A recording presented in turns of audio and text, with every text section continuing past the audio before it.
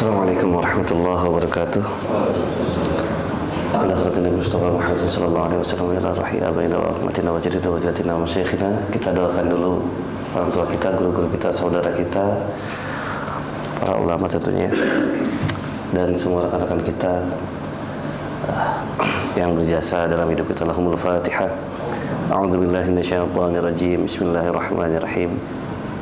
Alhamdulillahirabbil alamin arrahmanir rahim maliki yaumiddin iyyaka na'budu wa iyyaka nasta'in ihdinas siratal mustaqim siratal ladzina an'amta 'alaihim ghairil maghdubi 'alaihim waladdallin amin ya Allah ya rabbal alamin. Alhamdulillah, salatan wa salaman ala Rasulillah wa ala alihi wa ashabihi wa man walah. Wala haula wala quwwata illa billah, amma ba'd. Ikhwati fillah, jamaah sekalian rahimani wa rahimakumullah.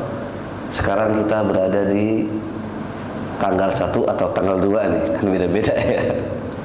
Tidak ada pertanyaan tuh, ini kok Muharram gak ada hilal-hilalan kayak gitu kan, gak serame Idul Fitri, gak serame Idul Adha. Jawabannya udahlah, gak usah ribet-ribet, ikutin aja. Padahal sama penentuan awal tahun kan, tapi sepi-sepi aja ya.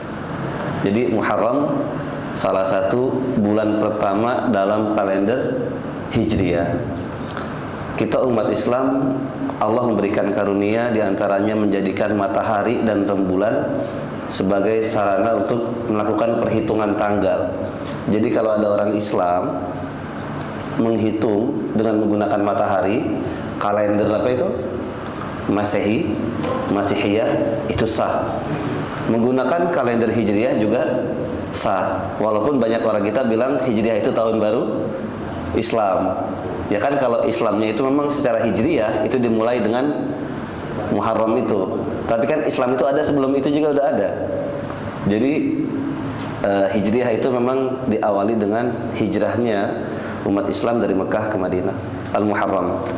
Muharram ini menjadi istimewa di kalangan umat Islam Indonesia pada khususnya. Kenapa ya? Karena kalau bahasa sebagian orang, Muharram itu bulan Syuro ya. Bulan Syuro kalau tidak salah itu yang Muharram. Nah, nanti di bulan Muharram itu pertama dia adalah bulan yang Allah sebutkan khusus.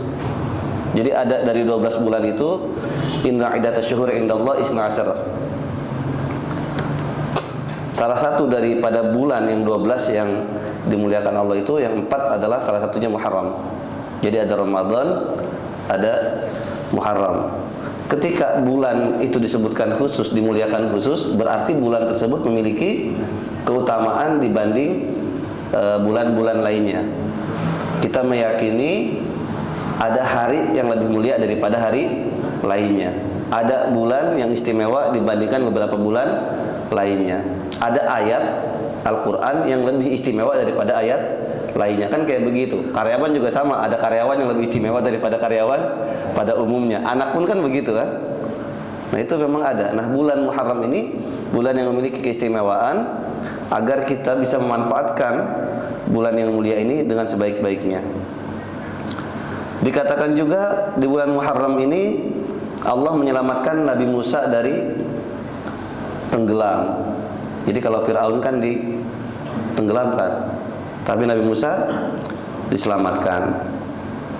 Ini ada hadisnya. Kemudian juga nanti Asyura itu biasanya tanggal 10-nya tuh. Kalau nanti kan ada puasa Asyura gitu ya, puasa Asyura, puasa Muharram. Tapi disunahkan secara umum, disunahkan berpuasa di bulan Muharram. Jamaah sekalian rahimani wa rahimakumullah, karena kita temanya tazkiyatun nafas, lagi-lagi adalah pembersihan jiwa. Kenapa sih? Karena manusia ini, jamaah sekalian, kita udah mulai banyak tercemar. Jadi di Al-Qur'annya itu alhaakumut, a'udzubillahi minasyaitonirrajim, alhaakumut takatsur. Alhaakum, telah membuat kalian lalai. At-takatsuru itu berbanyak-banyak masalah harta, masalah materi. Ya kan, kayak kemarin kita tuh kalau orang mau masuk sekolah, kita fokus kepada bangunannya dulu. Ini bangunannya megah, kayaknya mantep nih misalkan. Padahal belum tentu.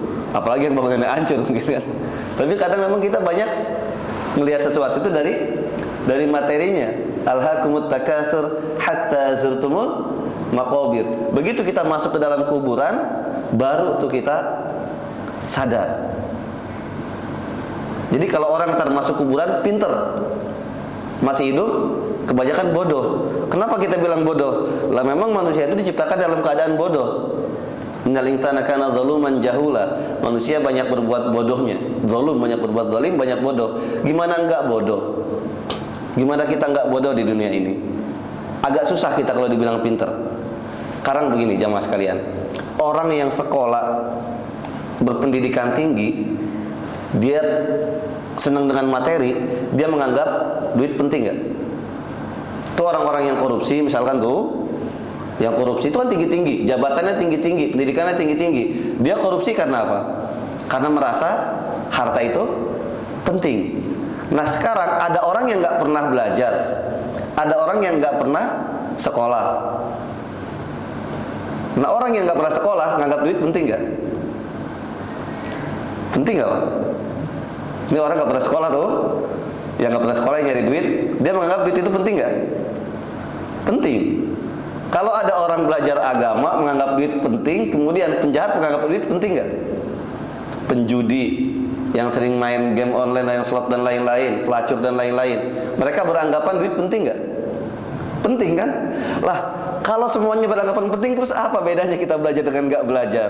Makanya kata ulama itu, la tafrah bi ilmin tashtariku ma'akal fusaq wal kufar. Janganlah engkau merasa bangga, merasa bahagia dengan ilmu yang ilmu tersebut, jangankan orang yang belajar, orang kafir dan orang fasik pun yang banyak berbuat dosa, dia tahu ilmu itu.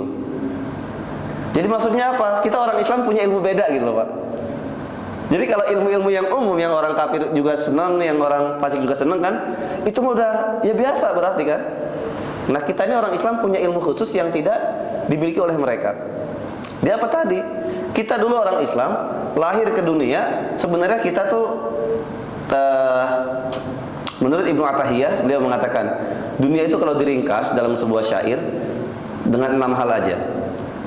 Yang pertama, na'ti ila dunya wa nahnu sawasiyah. Kita lahir ke dalam dunia itu sama. Tiflul muluki ka tiflil hasyiyah. Anak raja dengan anak pelayan raja sama enggak waktu lahir? Lah sama-sama kecil, sama-sama berdarah-darah dan lain-lain kan? Enggak ada bedanya. Kemudian nanti ketika kita meninggalkan dunia, sama enggak?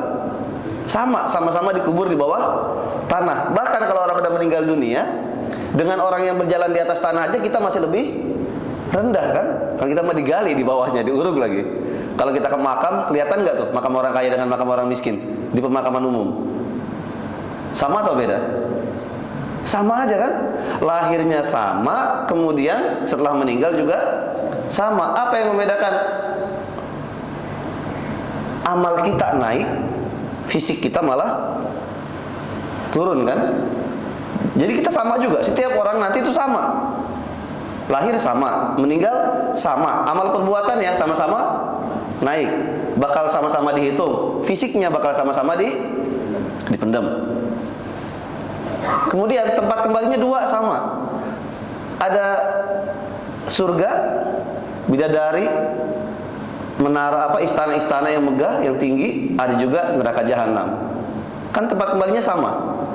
Pilihan tapi, jadi semuanya serta pilihan nih. Nah maka dari itu di bulan Muharram ini, tahun baru Hijriah ini, manfaatkan sebaik-baiknya agar hal-hal yang sama tadi kita punya perbedaan. Tapi perbedaan kita dalam artian sesuai dengan anjuran Allah. Jadi kita jadi bodoh itu, kenapa kita jadi bodoh di dunia? Karena hal-hal yang dianggap nggak penting dalam Islam, kita anggap penting. Ya kayak masalah duit, materi, jabatan kan, itu mah jangankan orang Islam, yang bukan Islam pun nganggap itu penting. Jangankan yang belajar, yang nggak belajar pun nganggap itu penting. Makanya kata ulama bener tuh, la tafrah bi ilmin, jangan kau merasa bangga dengan ilmu, tashtariku ma'akal fusaq wal kufar, dengan ilmu yang orang kafir dan orang fasik pun sama. Terus kita bangganya dengan apa dong? Dengan ilmu Allah, dengan ilmu agama nanti.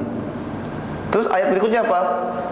Alhaakumut takatsur hatta zurtumul maqabir kalla sawfa ta'lamun. Begitu orang masuk ke dalam dunia, baru dia pinter sepinter-pinternya. Jadi hatta zurtumul maqabir kalla sawfa ta'lamun. Engkau akan mengetahui hal. Ta'lamuna ainal yaqin. Jadi benar-benar mengetahui dengan pengetahuan sebenarnya.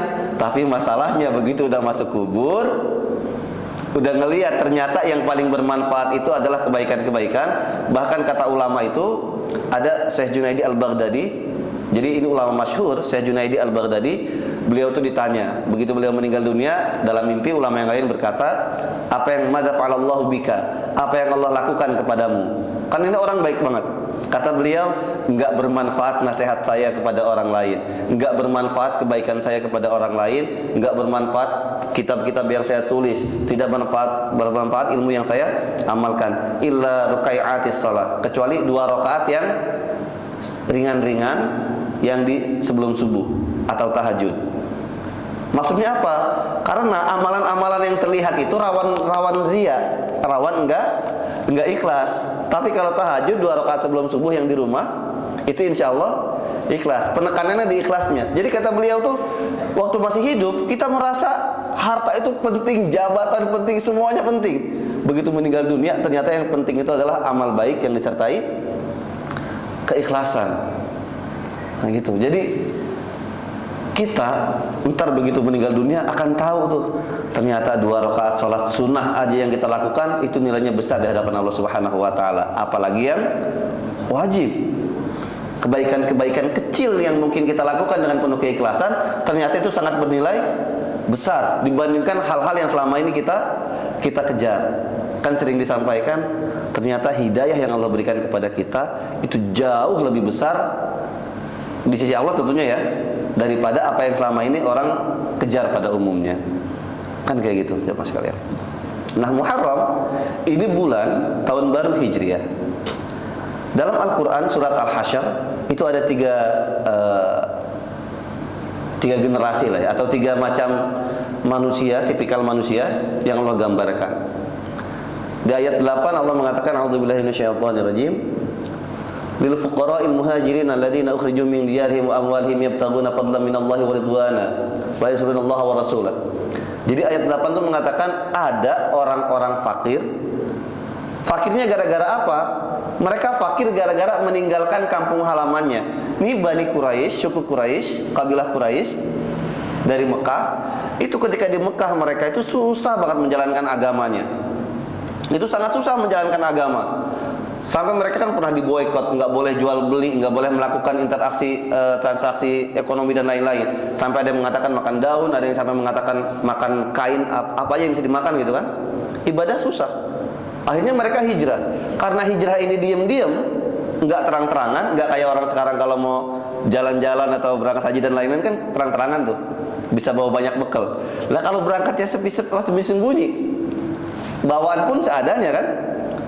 Jadi nggak mungkin rumahnya dibawa, perabotnya dibawa, nggak mungkin. Nggak mungkin tokonya, kiosnya, pekerjaannya nggak mungkin dibawa kan.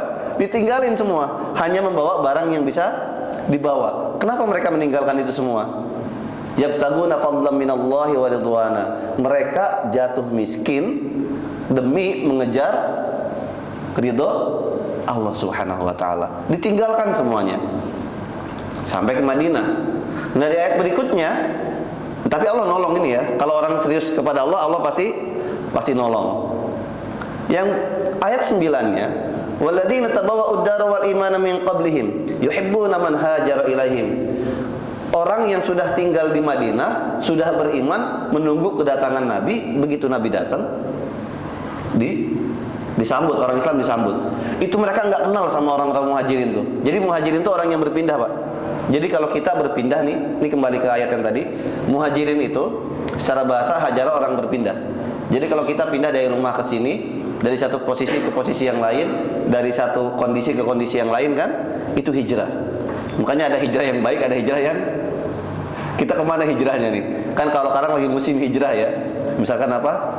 Ada orang hijrah, ada artis hijrah dan lain-lain ya. Karena hijrah itu berpindah, meninggalkan banyak hal keduniaan. Karena emang nggak bisa dibawa. Kalau bisa dibawa mah dibawa gitu kan. Nggak bisa. Akhirnya ke Madinah nggak bawa apa-apa. Nah, orang Madinah mereka sudah beriman dan mereka yuhibbuna man hajara ilaihim. Mereka nggak kenal dengan orang Mekah ini, tapi kemudian mereka mencintai orang Mekah ini yang tadi hijrah itu, yang miskin-miskin. Bahkan dalam sebuah kisah itu dikatakan, kamu mau apa gitu kan? Kalau mau harta, saya punya kebun, kita bagi 2. Saya punya kerjaan, kita kasih kerjaan. Kalau mau istri, saya punya 2 istri, kamu pilih, saya ceraikan 1, kemudian kamu nikahin. Sampai segitunya. Wala yajiduna fi sudurihim hajatan mimma utu. Nah, orang-orang Madinah ini ketika mereka memberi bantuan kepada orang Muhajirin, itu enggak ngarepin apa-apa, hanya mengharap ridho dari Allah. Padahal mereka juga butuh. Jadi waktu hijrah itu memang ada yang pengen bantu, enggak punya apa-apa kecuali makanan anaknya dan lain-lain, tapi tetap mereka mendahulukan.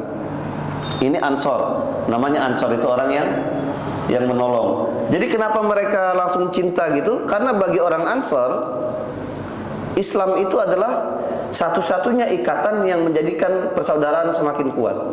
Jadi ada sebuah nasyid itu, ribatul ukhuwah, ikatan persaudaraan itu adalah Islam. Jadi saudara kandung bisa putus dan lain-lain bisa putus. Tapi kalau udah persaudaraan Islam atas nama Islam, itu udah benar-benar melebihi saudara kandung. Itu golongan yang kedua. Dan mereka ketika menolong orang itu kadang beda dengan kita. Ini jamaah sekalian, kalau nolong orang harapannya apa? Kita kebanyakan kalau nolongin orang harapannya apa? Biar ntar kita susah, ada yang nolong kan? Berarti kita lagi nyiapin diri kita bakal kesusahan. Jadi kalau kita nolong orang udah jangan mikirin buat ditolong. Jadi saya nolong orang, saya nggak berharap pertolongan. Berarti kan kita nggak pernah membayangkan kalau kita susah, maksudnya kayak gitu. Tapi kalau nolong orang, niatnya biar nanti ditolong lagi, berarti kita sudah memposisikan diri biar kesusahan dong, kan kayak gitu. Jadi nggak gitu. Menolong orang udah menolong aja karena Allah. Bahkan ada sebuah ulama, ini ulama memang paling terkenal ekstrim ya. Dia kecebur sumur. Sumurnya nggak sumur kayak kita. Sumur kayak kita selesai kan. Cebur sumur, minta tolong. Begitu ada menolongin orang, ditanya, siapa kamu? Saya sepulan. Kamu pernah ngaji sama saya nggak? Pernah. Oh jangan-jangan. Kata yang nolongin, lah siapa orang di kampung ini yang nggak pernah ngaji sama anda kan? Akhirnya dia nggak ditolongin terus di sumur terus. Datang orang Baduy, pernah ngaji nggak sama saya? Enggak. Ya udah tolongin saya. Kenapa dia nggak mau? Dia nggak mau pahala dia mengajar hilang, terkompensasi, terganti dengan pertolongan yang diberikan muridnya. Kalau kita kan sekarang beda-beda nih biasanya ya. Kita punya murid atau punya jamaah, jamaah banyak nih bikin travel. Berharap jamaah itu ke travel kita, kan kayak gitu. Akhirnya jadi bisnisnya. Nah jamaahnya nggak ke gurunya nggak enak juga. Jadi nanti serba salah tuh kayak gitu. Jadi kebaikan itu gampang, tapi manage hatinya yang susah. Nah yang ketiga jamaah sekalian, setelah Muhajirin dan Ansor, yang ketiga itu adalah orang yang kayak kita nih mudah-mudahan. Walladzina ja'u min ba'dihim yaquluna rabbana ighfir lana wa li ikhwanina alladziina sabaquna bil iman wa la taj'al fi qulubina ghillal lil ladzina amanu. Orang yang datang setelah kaum Muhajirin dan Ansor, mereka juga beriman. Ketika mereka sudah beriman, mereka mendoakan orang-orang beriman sebelum mereka. Makanya kita senantiasa diajarkan untuk mendoakan orang-orang sebelum kita. Dan mereka juga berdoa, ya Allah ampunilah orang-orang sebelum kami yang beriman, dan jangan jadikan di hati kami ini ada rasa-rasa yang gak nyaman dengan orang Islam yang lainnya. Ada ganjalan-ganjalan hati. Jadi kan kita kalau hatinya apa itu? Hatinya bersih, kita ngelihat temen naik pangkat, ngelihat temen dapat rezeki, ngelihat anaknya temen berprestasi, kan biasa aja.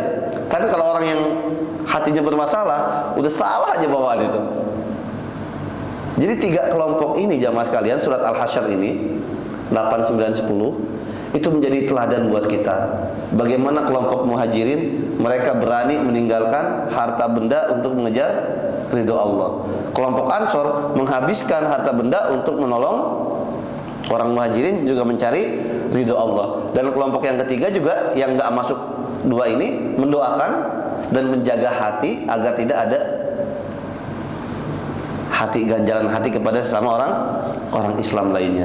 Jadi saya ingat betul dikatakan al ulama alladzina yanzuruna al ummah bi ainir rahmah. Yang namanya ulama itu jamaah sekalian, orang berilmu itu orang yang kalau melihat orang lain dengan pandangan kasih sayang.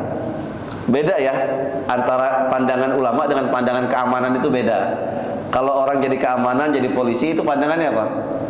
Waspada. Memang sudah kerjaannya gitu. Nah, tapi kalau misalkan kebalik, ulama pandangannya kayak aparat keamanan cara pandangnya kayak ulama. Nah, itu kan bisa berabe, itu bisa repot gitu ya. Jadi kalau ulama, oh ini awas nih, awas gitu kan. Jadi kalau ada ulama kerjaan yang ngawasin repot juga. Tapi kalau ada keamanan husnuzon terus, orang masuk, oh dia mau ngapain gitu kan. Ini repot juga gitu loh. Nah, ini jamaah sekalian.